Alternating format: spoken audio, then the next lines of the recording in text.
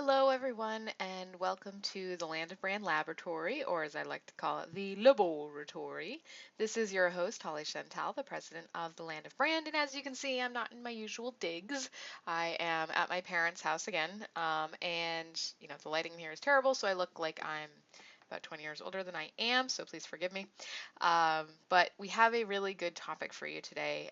If you've never joined us before, we meet every Wednesday, or sorry, every second and fourth Wednesday at 12 noon, and we talk about different topics in branding. So specifically how to build your visibility, how to nail your message that makes you irresistible to your audience, as well as just different strategies for, being able to grow and scale your brand without losing your sanity pretty much. So today's topic, we are talking about why most opt-in offers stink and how to freshen yours up. And when I got in this business about 7 years ago, the market was completely different. Opt-in offers, were not a dime a dozen. People were just starting to build their lists. Like proactively, the opt-in offer was like becoming this big, big thing. And people's email addresses were not as precious as they are now. Now, in order to get someone's email address, it's almost like a transaction. It's a commitment because we get hundreds and sometimes thousands of emails every single day. So, parting with that information is a higher price tag than it used to be. Let's just say that. And unfortunately, there's a lot of conventional advice out there about what your opt-in offer should be structured like, what kind of content it should have. And what's happening is we're getting all of these cookie cutter offers, and it's kind of like what you have is not special anymore. So today we're going to talk about how to freshen up your opt-in offer so that it is something that people want to invest their email in, and so that it fits into the bigger picture of your business. Because as you guys know, if you've been on these calls before and if you follow me at all, I'm always helping you kind of extrapolate very small pieces into the bigger picture of your business. Because I think everything needs to be interconnected. Your brand is essentially an ecosystem, and everything has to feed off of each other and work together to create a synergy in order for your business to continue to grow. We can't only address one piece at a time and expect to get fantastic results. So today our itinerary is we're going to talk about the 3 ugly truths about opt-in offers and how to pretty them up with a little lipstick, how to reverse engineer your sales funnel and uncover the best opt-in offer for your website, and how to diagnose a bad opt-in offer. So how do you know if your opt-in offer does stink and if it's working or not? And spoiler alert, it's not the number of signups you had last month. Um, I'll go into that more later. All right, so PU, why does that opt-in offer stink? Well, the first reason, or the first, ugly truths about opt-in offers is that they're usually too broad. And I know as a business owner, you're probably sick of hearing you need to go narrow, you need your target market's too broad, your offering's too broad, blah blah blah. And this isn't too broad in the way that you're thinking. Yes, chances are the topic you chose is probably too broad of a topic and you need to get a little bit more specific, but you probably already know that and you might not be sure, what that actually looks like. So what I'm actually referring to is you're trying to cover too much content in your opt-in offer and you're kind of going really big picture, which means that it's kind of like the Renaissance man. They can do a lot of different things, but they can't do anything really well. Same thing with your opt-in offer. It's giving a lot of information, but not really anything specific that I can apply and use right away. So that's what I'm talking about. And if you were to narrowly focus in on a very particular topic, like even just one angle on a topic. So for instance, instead of having something about, how to write an article, which is really, really broad, you could write, a whole course about writing an article. Your opt-in offer could be, how to write how to optimize your offer for the Huffington Post. That's a very specific very specific topic. And the angle you're going to be taking is not just how to write an article, but what does the Huffington Post look like, or what look at? What type of parameters, what type of article do you need? What should you be looking for? Like, there's even a lot of information you can go into in just that small topic. But because it's so focused on a very particular outcome, it's much more usable. And the people that are interested in getting posted in the Huffington Post, they're going to be the ones to opt in for that, which means that the people you're going to be getting are very targeted. So if that's the type of person that you're looking for your next offer, then that might be a good way to narrow it in for you. So let me just recap that. So if you narrow in the angle of what it is you're actually addressing in your opt-in offer, it's also going to help you bring focus into the overall topic and the opt-in offer itself. So you'll solve two broad birds with one stone, if that makes sense. Um, the second ugly truth is that your opt-in offer is not a one-shot deal, or no, it is a one-shot deal. So conventional advice tells you that your opt-in offer is a taste of what you have to offer. And unfortunately, for many of you, that taste is the last one they're getting, because it's treated as just the only goal is to get an email address. Beyond that, that's it. That's it. You might not have a follow-up sequence, or if you do, it's not leading into anything specific. So what you want to do is create an opt-in offer that fits into the bigger picture of your sales funnel. So like I was just saying about writing an article about how to optimize a piece of content for the Huffington Post, that needs to fit into the bigger picture of what they're looking for and fit into kind of the people you're attracting to that offer need to be ideal for whatever your next offer is going to be. Because ideally, what you want your opt-in offer to do is attract the right people, solve one problem, so get them on the road to solving a problem, answering a question, or something that is going to be juicy enough that they want to give you their email address for, and it needs to open up the gap for your next offer, so that your next offer can fill that gap. So those are the three things that your opt-in offer must accomplish in order for it to not stink. Um, and we'll talk about how to reverse engineer your funnel so that you can choose what that best opt-in offer would be. And last but not least, it doesn't create excitement or fondness for your brand. Um, you know, your opt-in offer is gold. It's what's going to attract people to you. It's what's going to help them fall in love with your brand, and it's what's going to lead them into working with you. Because people that are opting in, they're stalking you.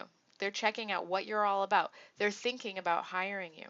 So treat your opt-in offer with respect. Make it pretty. Have it designed. Um, Make sure that your brand is present, your voice, uh, the introduction, talk about your message, why you do what you do, um, the way that you are presenting the information. It needs to be juicy and exciting and a real taste of what it would be like to work with you. So if you can make things so clear in such a small amount of time in that offer, what would it be like to work with you? If you give this type of information for free, what must they get when they actually pay you for something? You want them to get excited about working with you, and even if it's not right now, you want them to be like, man, when I'm ready, this is the person that I'm going to hire. So how do you do that? You infuse your brand into the offer just like you would with anything else in your business. So why does this happen? Why do these stinky offers exist? Well, for one, you might be following advice from a source that doesn't see the bigger picture of your business strategy. So either following a course or some advice that you got online, or even sometimes coaches, um, they're looking at one small piece of your business and answering one question, which is, what should my opt-in offer be? And they're not taking into account the entire ecosystem of your business and your brand and how where that opt-in offer fits into it. It might happen because you're trying to get something done quickly so you can get it over with. An opt-in offer when it comes to creating a new website, the opt-in offers is often something that's just something on the checklist. It's just a hurdle you have to go. You just have to create it, get it done, so that you can get on with your life and get your website up. So again, it's not being treated with the respect that it deserves. And this stuff is just plain old overwhelming. And maybe it's not in your sweet house or your uh, your genius. So you might just not know what your opt-in offer should be. You might not know how it fits into your sales funnel. You might not know, what type of language and angle and focus is going to attract the right type of client because that's not what you do. So you need to find someone to help you figure what that path looks like and um, help you put these pieces into place. Or if you can't get help right now, just do the best you can, and hopefully this information will help you do that. So what does a fresh smelling opt-in look like? Well, one, it gives a visitor an aha moment or an epiphany. So this is where we bring in your brand and get them excited about your brand, because usually the aha or epiphany has to do with your unique viewpoint and the way you do things that not everyone does. So you want this to demonstrate your brand message. It gets them excited that they finally found the right person. So this is why, your opt-in offer has to be stellar. It doesn't necessarily have to be complicated or, comprehensive or anything like that. It can be a very small piece. And I'll give you some examples of what good opt-in offers look like. But it can be a very small piece and still get them really, really excited that they finally found the right person because they agree with your philosophy, because, you were able to deliver such value in such a short amount of time. And they just get excited about your brand. It solves a problem while simultaneously opening a gap that leads to your next offer. I already kind of mentioned this one, but again, we want to get them excited that they found the right person, an aha moment, and then still a gap. How do I apply this information? Or, well, what's next? Or, did I do this right? There needs to be a gap built in to the opt-in offer that is kind of what it leads them into the next step. Um, and this is something that can be a little bit more challenging to nail, but it is, once you get it, it'll change your business. And really, you should be building these kinds of things into any of your offers, not just your opt-in offer. And last but not least, like I said, keep in mind that if someone opts in, they're thinking about hiring you. This is, most people aren't opting in for something just because they want the information anymore, because chances are they can find that information elsewhere. Um, they're thinking about hiring you. They want to check out what do you seem like you know what you're doing? Um, do you appear professional? Do you appear credible? Do I agree with the way you do things? All of those things play a role in whether or not they hire you, and the opt-in offer is kind of like that first test. So reverse engineering your opt-in. So if we were to look at the bigger picture of your sales funnel and your offerings, what that looks like, where does your opt-in offer fit in? So first of all, you need to understand your brand message. This is always the first step to everything. You need to understand what your brand is, why people should hire you, and that's not like a, because I'm awesome kind of thing, but it's like because, I look at this piece or I do things in this way, and most people don't do it that way because blah blah blah blah blah. That is your brand. That is the reason people need to work with you. So you need to understand what that is, because everything in your business and everything in your sales funnel needs to align with that and deliver that over and over and over again so that you can become known for it. The next step is, what is your first offer and how does it deliver that message? So if your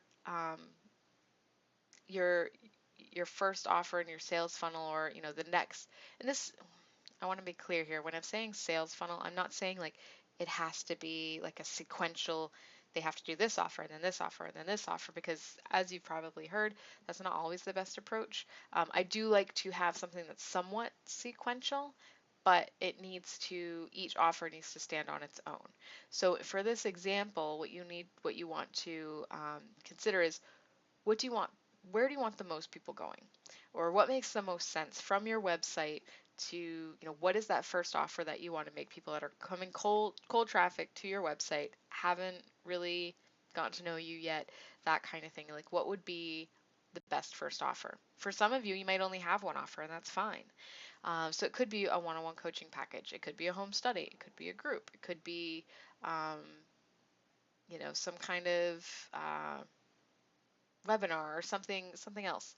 So what is that first offer, and how does it deliver the message? So for me, that would be the one-on-one coaching to figure out what your brand message is. Because for me, that, like I said at the beginning of this slide, that's the foundation of everything. So that's always the first thing that I offer in my sequences, and oftentimes the first thing I offer after webinars or anything, because I really can't work with someone until we have what their brand is. Then we can get into, okay, well, how do you create your sales funnel around that? How do you create your website around that? How do you market yourself so you can build visibility around that? So the first step for me is always understanding what your brand is, um, and getting that foundation laid before we can do anything else. So what are the and then the third step is, what are the steps someone actually takes to actually hire you? So what this means is, um, do they just buy from the website? Do they have to have a consultation with you first? Is there some other type of system? They have to attend a webinar first before they can do a consultation, before they can talk to you. What does that sequence look like?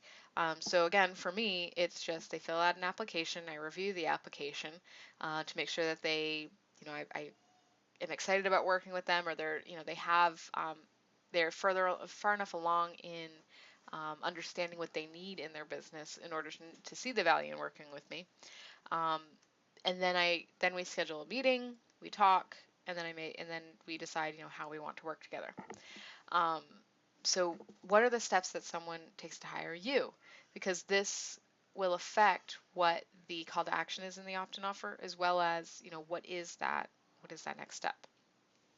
So then what could you offer that will deliver your brand message at an aha moment and lead them into the next step of your funnel?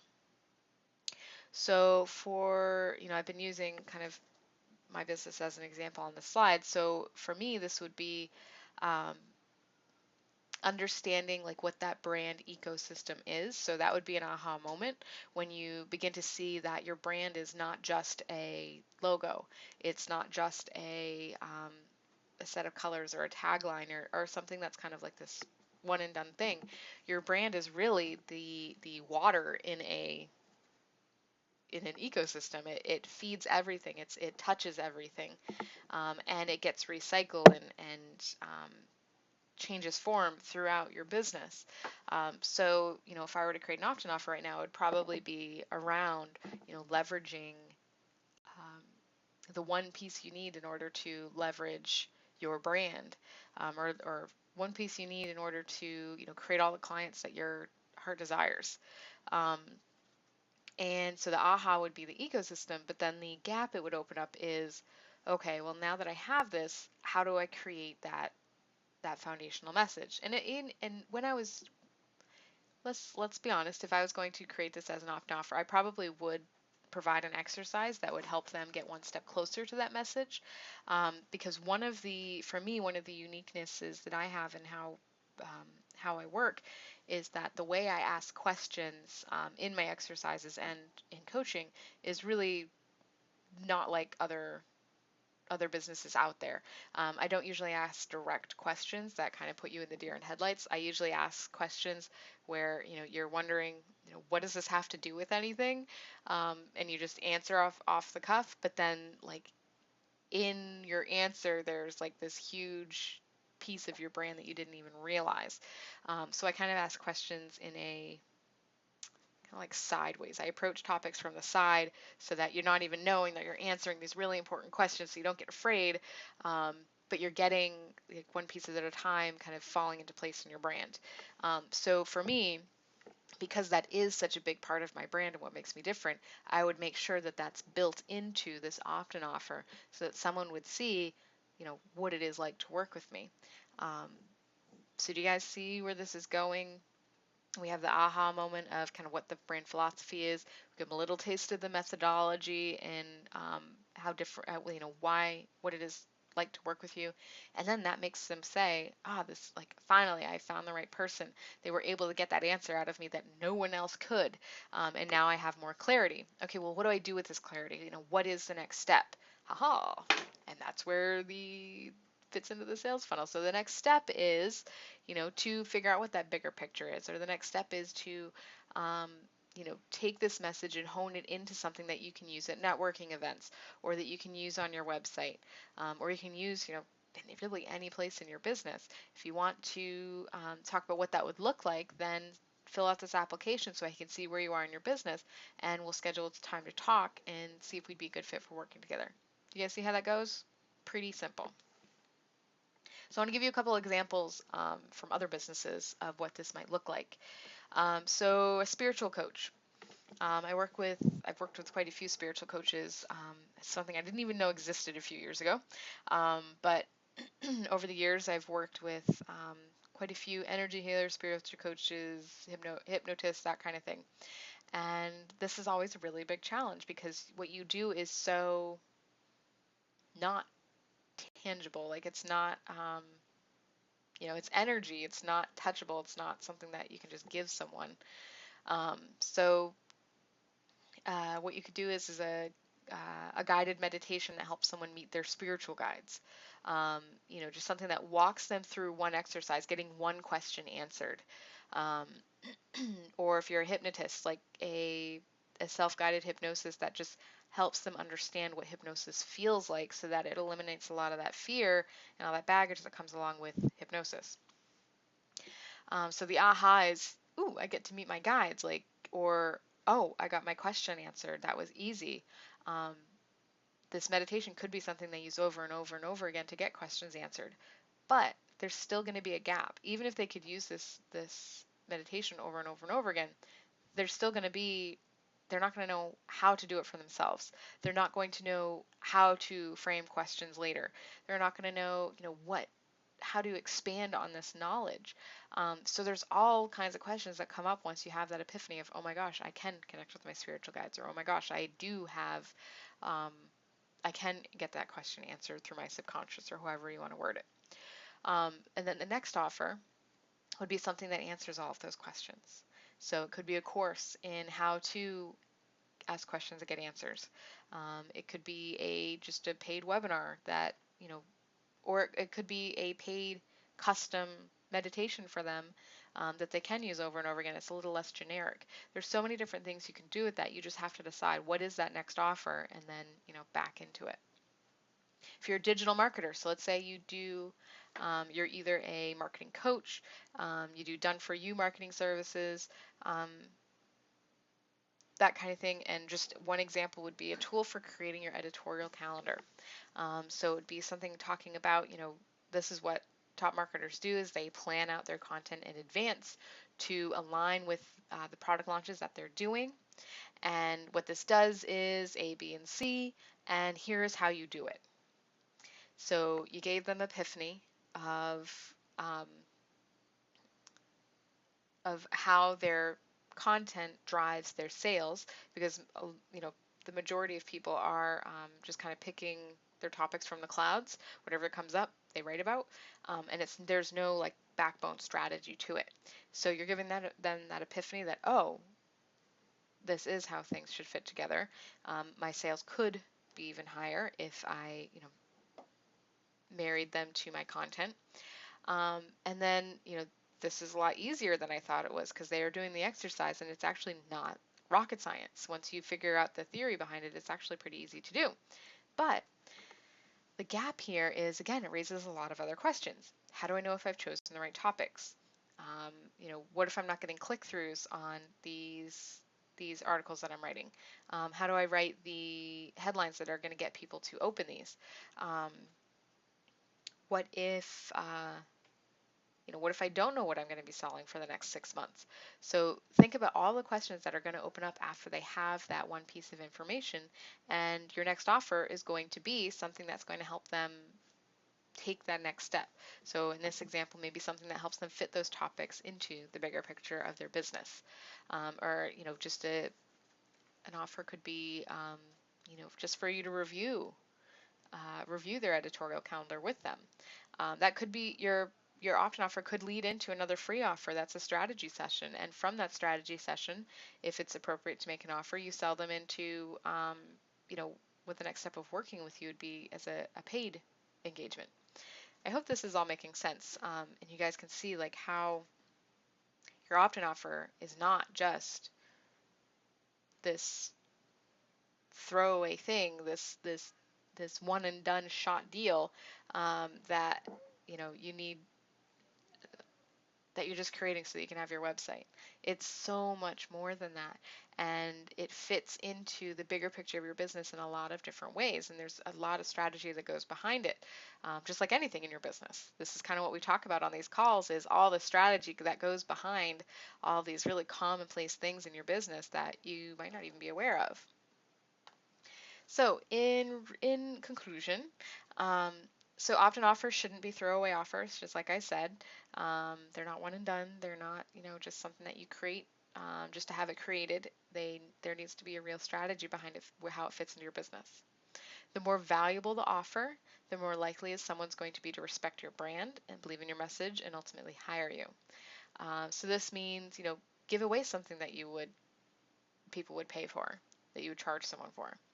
Um, as long as it's opening up a gap into the next offer, you're not really giving anything away. You're helping someone, for one, which is ultimately our goal here, and you're also um, indoctrinating them into your brand and why they should be hiring you.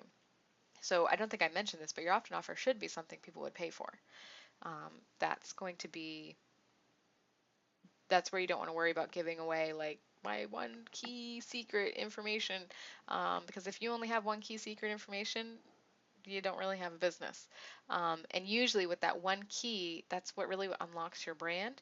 And then you can help them apply that to all the other areas or all the other pieces that they'd be hiring you for in the long run. Every single touch point of your business must speak your brand message. I kind of drilled that one home quite a bit today. It's always true. Everything starts with your brand message. It has to deliver the brand. And when you do that, it's almost like this, just everything is aligned and has a synergy and is moving in the same direction. When you can align everything to the brand message, it's like a well choreographed dance. Everything works together, and your focus, you can focus a lot better. Your efforts you're making are much more effective. You become known for what you're doing. You build your visibility. I could just go on and on and on. This is so important, and in this case, it's definitely important in your opt-in offer. All right, so I can't take questions today because this is not live, of course, because the internet isn't good enough here to be able to do a live session at the moment. So I will see you live on our next call, which is September 14th at noon, and we're going to talk about picking projects, how to finish 2016 with a bang. So all the kids are going back to school. For some of you, it's like woohoo. For some people, it's a little sad. And what this does is it opens up time for you to really start working on your business again. The summer vacations are over, kids are going back to school. It's time for you to go back to school and start, ramping up your efforts to finish out the rest of the year really strong. So we're going to talk about how do you pick what to focus on for the next 3 months to finish this year with with some flair. And if you want to learn more about how I can help you with your brand, you can email me, holly@thelandofbrand.com. And if you have any topics that you'd like to see, you can email holly@thelandofbrand.com as well. And I think that is everything. So I hope you all have a fantastic rest of your week, and I will see you in September. Bye, everyone.